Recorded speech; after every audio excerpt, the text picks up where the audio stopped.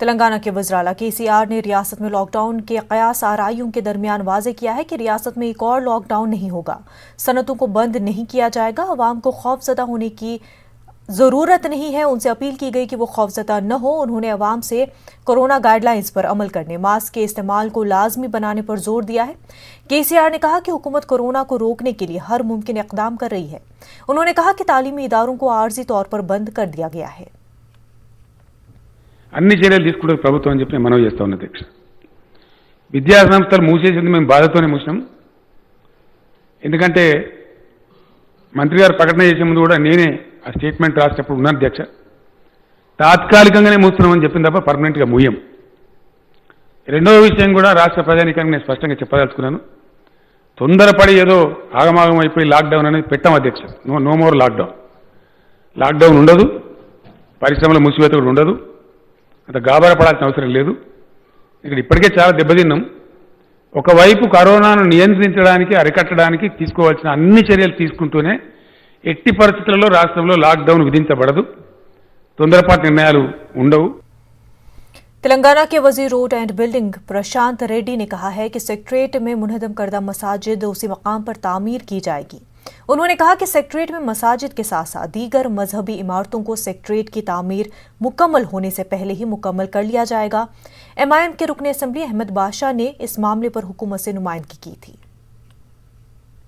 जनाब स्पीकर साहब, सेक्रेटरीट के दोनों मसाजिद को दोबारा तामीर का हाउस में चीफ मिनिस्टर साहब ने वाज़े तौर पर ऐलान किया और यकीनन हमको भरोसा है ये तामीर करेंगे। लेकिन हमारी दरख्वास्त ये है कि रमज़ान आ रहा है, रमज़ान से पहले आप ये फाउंडेशन स्टोन की डेट तय करें, यकीनन जल्द से जल्द, क्योंकि एक अरसे से जिस मुकाम पर इबादतें हो रही थी वो इबादतों से मुकाम महरूम है। मेरी दरख्वास्त है मिनिस्टर साहब से, लेकिन हमारी दरख्वास्त यह है कि काफ़ी ताख़ीर हो चुकी इलेक्शन कोड की वजह से, लिहाजा आप जल्द से जल्द फाउंडेशन स्टोन की डेट तय करके इस काम को आगाज करें। फाउंडेशन स्टोन रखे तो हैदराबाद की आवाम और मजलिस इत्तेहाद अल मुस्लिमीन मुतमईन हो जाती। आप डेट बोलिए सर, क्या डेट के ऊपर बिफोर रमजान आप फाउंडेशन स्टोन रखना चाह रहे हैं? क्या बोलते तो मस्जिद का बिफोर रमजान रखिए सर, कैसा भी है। वो फाउंडेशन निकाले पूरा मेन बिल्डिंग का, वो क्या हुआ, पूरे मट्टी पूरा जहां जहां खाली है पूरा ग्राउंड में रखा पड़ा हो मट्टी को। अब फाउंडेशन खत्म हो गया, फुटिंग्स खत्म हो गया, मट्टी पूरा उसमें चले जा रहा। वो चले जाता ही जल्द से जल्द ఈ రోజులు కూడా మంచి లేకుండా అధ్యక్ష, ఈ గుడికి శంకుస్థాపనకి ఇవన్నీ కూడా మీరు రంజాన్ అన్నారు, బహుశా దానికంటే మొదలే మనం ఈ రోజులు కూడా మంచి రోజులు వస్తాయి. మూడు కలిపి ఒకటేసారి ఫౌండేషన్ స్టోన్ వేసుకుంటాం. మీరు అన్నది సెక్రటరియట్ బిల్డింగ్ ఎప్పుడు కంప్లీట్ అవుతుంది అని అధ్యక్ష, మొదలుపెట్టుడు కాదు. సెక్రటరియట్ బిల్డింగ్ కట్టకన్నా కంప్లీట్ కాకుండా మొదలే ఇవి కంప్లీట్ చేస్తాం. शुरू करना नहीं साहब, कंप्लीट करेंगे, उससे पहले ही कंप्लीट करेंगे. तो తొందరలోనే ఇవి మూడు కూడా మొదలు పెట్టుకొని 1500 గజాల్లో మసీదులు, 1500 గజాల్లో టెంపుల్, 500 గజాల్లో చర్చ్, ఈ మూడుటికి కూడా తొందరలోనే పనులు ఫౌండేషన్ స్టోన్ వేసుకొని మొదలు పెట్టుకొని చేసుకుంటాం. ఈ ప్లాన్ విషయానికి వస్తే అది ఫార్మాలిటీ, గవర్నమెంట్ కదా, మసీద్ వక్ఫ్ బోర్డుకు, టెంపుల్ది ఎండోన్మెంట్ డిపార్ట్మెంట్కు అట్లా లెటర్ రాసినాం. తప్పకుండా మీరు ఇచ్చిన ప్లాన్ని కూడా కన్సిడర్ చేస్తాం. ఏది మంచిగుంటే అదే కట్టుకుంటాం. అట్లా కంపల్సరీ వక్ఫ్ బోర్డే ఇచ్చింది అట్లా కాదు, అన్ని 2-3 రకాలు చూసుకుంటాం. మళ్ళీ మీతో కూర్చొని మాట్లాడతాం అధ్యక్ష, మౌల్వీలతోని, ఎంఐఎం నాయకులతోటి, ఇతర వర్గాలతో కూర్చొని మాట్లాడి ఏది మంచిగా మసీదు ఉంటే, ఏది మంచి ప్లాన్ ఉంటే దాన్ని ఇంప్లిమెంట్ చేసుకొని ముందుకు పోతాం అధ్యక్ష. Thank you. बहादुरपुरा के रुकन असम्बली मौजम खान ने तेलंगाना हुकूमत से अक़लियती बजट को मुकम्मल जारी करने की मांग की है। उन्होंने मुसलमानों को मुलाजमत में भी 4% रिजर्वेशन देने की मांग की और मुल्क वबा कोरोना का इलाज आरोग्य श्री के तहत करने का मुतालबा किया है। मक्का मस्जिद और शाही मस्जिद के मुलाजमीन को मुस्तकिल करने पर भी जोर दिया गया। कहना चाह रहा हूं सर, माइनॉरिटी के जो बजट है सर, वो बजट को रिलीज नहीं किया गया है। उसकी तरफ से जो हमारी स्कॉलरशिप देना है, जो हमारे दूसरे माइनॉरिटी के डिपार्टमेंट के तहत जो काम हैं पेंडिंग हो रहे हैं सर और रुक रहे हैं, मैं इस गवर्नमेंट से ख्वाहिश करता हूं कि आप इमीडिएटली जितने भी माइनॉरिटी का बजट रखा गया था उस सारे बजट को रिलीज करिए और इमीडिएटली जितने भी पेंडिंग वर्क्स है उस पेंडिंग वर्क्स को दूर करिए। I would request the government to ensure that the 4% reservation for the socially and educationally backward Muslims are implemented in all the recruitment being done by the State Public Service Commission, state level police recruitment board and other recruitment boards and departments. अब second wave start हो रहा sir, खुदा ना खास्ता आगे जाकर cases ना बढ़े, कहीं हमारे पे अपीर परेशानी ना आ सके, कई लोग फिर दवाखानों में शरीक होना ना सके। जो लोग गरीब है और जो लोग उस बीमारी का खर्चा नहीं उठा सकते, वो सारी चीज को आप आरोग्य श्री में इंक्लूडेड करिए sir.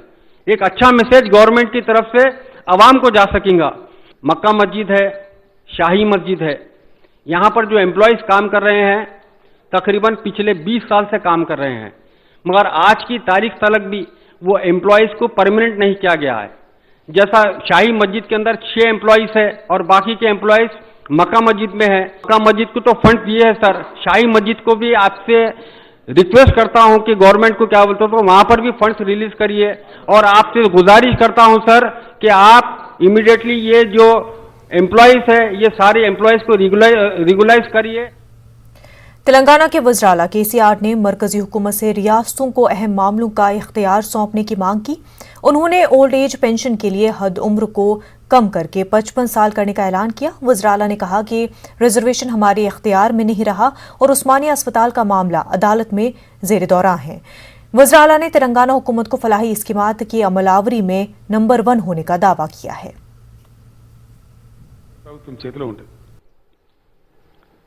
We have to be alike the government of India. We cannot be unlike. No state can be unlike, sir. Metro rail to old city. Definitely జరగవలసిందే అధ్యక్ష.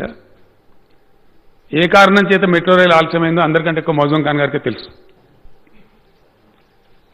మేము కమిట్మెంట్ ఇచ్చినాం, తప్పకుండా దాన్ని నెరవేర్చే ప్రయత్నం చేస్తాం అధ్యక్ష. నోటరైజ్డ్ డాక్యుమెంట్స్ ఒక ఓల్డ్ సిటీలో ఉన్నాయని వారు అనుకుంటా ఉన్నారు. ఇవి మొత్తం సిటీ అంతటా కూడా ఉన్నాయి. తప్పకుండా వాటిని పరిశీలిస్తాం. ఒకసారి చెప్పినాము అంటే డెఫినెట్గా దాన్ని అమలు చేస్తాం అధ్యక్ష. దానికి కొంత సమయం పడుతుంది. ఓల్డ్ ఏజ్ పెన్షన్స్ 57 సంవత్సరాలు తగ్గిస్తామని చెప్పినాం. మేము 100% త్వరలోపలనే దాన్ని ఇంప్లిమెంట్ చేస్తాం అధ్యక్ష. Very shortly we will issue orders. ఆ నెసరీ స్టెప్స్ తీసుకొని తప్పకుండా పేదలకు ఇచ్చిన మాట కాబట్టి దాన్ని నెరవేరుస్తాం. ఖాద్రి గారు ఇంతకుముందే నాకు కలిసి నా ఛాంబర్కి వచ్చి చెప్పినారు, మక్కా మస్జిద్లో ఉండే ఉద్యోగస్తులు, షాహీ మస్జిద్లో ఉండే ఉద్యోగస్తులను రెగ్యులరైజ్ చేయాలని చెప్పి వారు కోరినారు. తప్పకుండా దాన్ని కూడా సానుభూతితో పరిశీలిస్తాం అధ్యక్ష. అదేవిధంగా రిజర్వేషన్స్ విషయంలో వారు చెప్పిన అది మన చేతిలో లేకుండా పోయింది అధ్యక్ష. ఉస్మానియా హాస్పిటల్ కూడా కోర్టు కేసులో ఉంది అధ్యక్ష. దాని మీద ఒక నిర్ణయం చెప్పాలంటే కష్టం అవుతుంది. తప్పకుండా వారు చెప్పినట్టు దాని విషయంలో కూడా ప్రభుత్వం అవసరమైన చర్య తీసుకుంటుంది అధ్యక్ష. ఇండియాలో ఏ ప్రభుత్వం కూడా సాహసం చేయదు అధ్యక్ష. ఇది మేము చేసిన పని చూడండి, గౌరవ సభ్యులందరి పరిశీలనకు ఇచ్చిన ఏ ఒక్కరికో కాదు. అన్ని రంగాలలో చక్కటి అభివృద్ధిని నమోదు చేస్తూ ఒక పాజిటివ్ దృక్పథంతో ముందుకు పోతా ఉన్నాం. అవకాశం ఉన్నంతలో అన్ని వర్గాల సమస్యలను కూడా అడ్రస్ చేస్తూ ఉన్నాం. ఎడ్యుకేషన్ ఇది non remunerative. I don't believe అధ్యక్ష. ఎడ్యుకేషన్ ఇది రెమ్యునరేటివ్. మన భవిష్యత్ తరాలను తయారు చేస్తాం. మనం వాళ్ళకి ఏం ఆస్తి చేయకపోయినా మంచి చక్కటి విద్య చెప్పిస్తే వాళ్ళ బ్రతుకు బతుకుతారు, ప్రపంచంతో పోటీపడి బతుకుతారు. नागार्जुन सागर असेंबली हल्के के ज़िमनी चुनाव में टीआरएस के लिए शहीदान तेलंगाना के अफराद खानदान की जानिब से मुकाबले के नतीजे में नई उलझन पैदा हो सकती है। तेलंगाना तहरीक में जान की कुर्बानी देने वाले तकरीबन 400 नौजवानों के अफराद खानदान ने नागार्जुन सागर असेंबली हल्के से बहैसियत आज़ाद उम्मीदवार मुकाबले का ऐलान किया है। हर शहीद के घर से एक फर्द को ज़िमनी चुनाव में उम्मीदवार बनाते हुए टीआरएस हुकूमत की जानिब से शहीदान तेलंगाना के खानदानों को नजरअंदाज करने पर एहतजाज दर्ज किया जाएगा। इन अफराद ने हुकूमत पर वादा खिलाफ करने का इल्जाम लगाया है। शहीदान तेलंगाना के पसमानदगान पर मुश्तमिल फोरम का कहना है कि इस मसले को कौमी सतह तक पहुंचाने नागार्जुन सागर ज़िमनी इलेक्शन के अलावा कोई चारा नहीं है। वाज़ रहे कि 2019 लोकसभा इंतखाबात में जिला निजामाबाद के हल्दी काश्तकारों ने अलहदा हल्दी बोर्ड कायम करने का मुतालबा करते हुए 178 पर्चे नामजदगियां दाखिल किए थे। टीआरएस के उम्मीदवार और वज़ीर-ए-आला की बेटी को शिकस्त का सामना करना पड़ा था।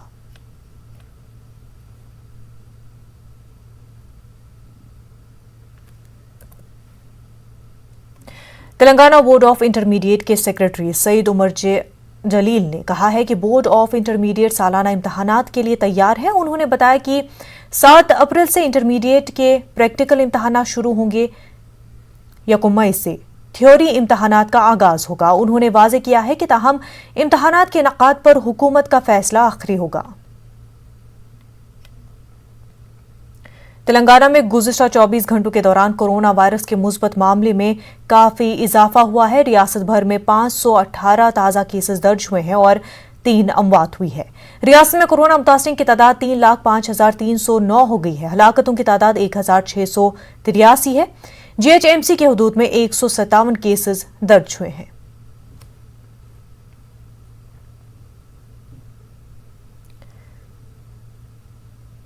रजाकुंडा पुलिस ने 2 जराइम पेशा बैन रियासती आदि मुजरिमों को गिरफ्तार किया है।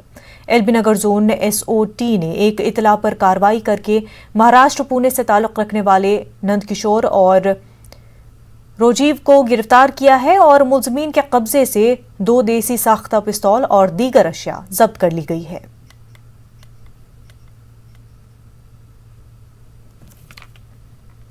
वक्त हो गया एक छोटे से ब्रेक का।